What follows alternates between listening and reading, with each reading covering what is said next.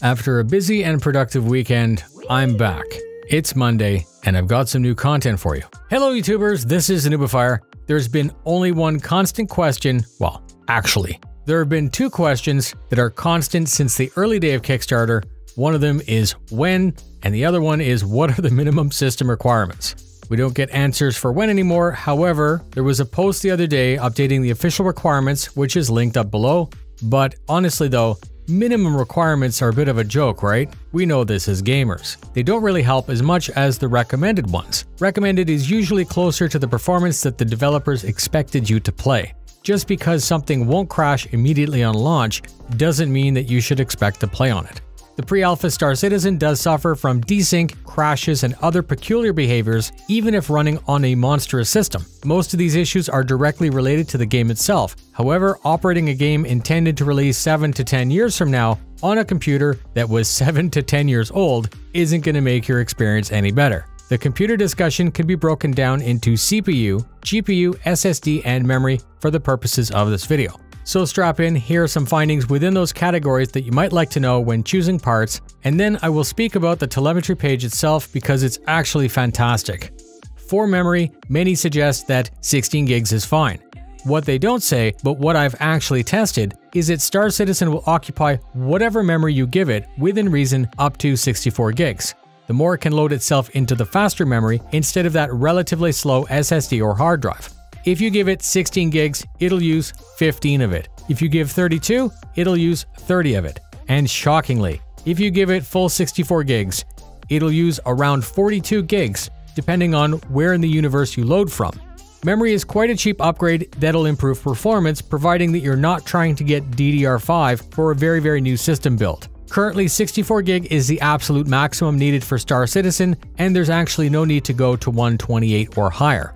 If you're running 16 and you have 2 free slots, consider matching exactly what you have to double it. Check the exact part number on Amazon, and if you can't find that because it's not available, or perhaps it's a little bit older, consider taking a look at replacing all of it with a brand new kit. If you plan to upgrade again in the future with DDR4, populate only 2 of the 4 slots, but DDR5 is releasing basically now, which might change your plan, and it's something to consider.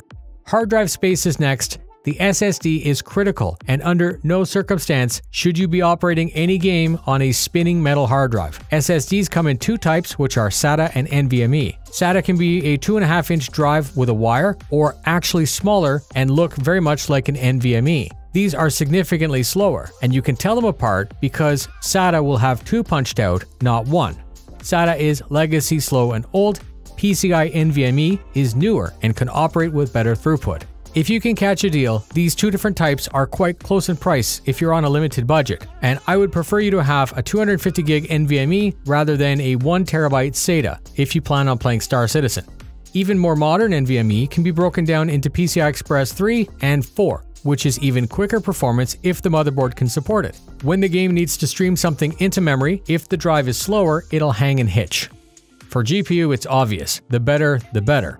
Graphics cards are usually bottlenecks for the system, meaning they normally operate at 100% all the time.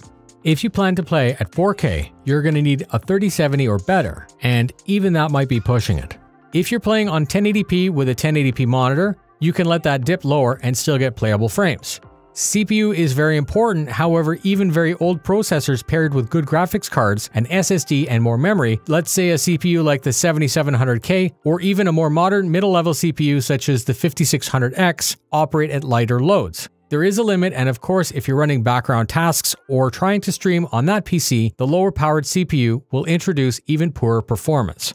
So, as a rule, try to achieve a balance with your gear choices. SSD memory, GPU, and CPU are each important, and having one much poorer than the other will bring the overall system down. I would like you to comment your comments in the comments with the system basics and how well you feel your system results in a playable experience. Comment also with any questions that you have about your planned upgrades, or even if you think my suggestions are completely out to lunch. Don't worry, let me have it, I can take it, it's just the internet. Starcitizen Telemetry Dashboard is the next topic, and it's a very busy chart with a lot of information. GPU power ascends from left to right, and the CPU power ascends from bottom to top.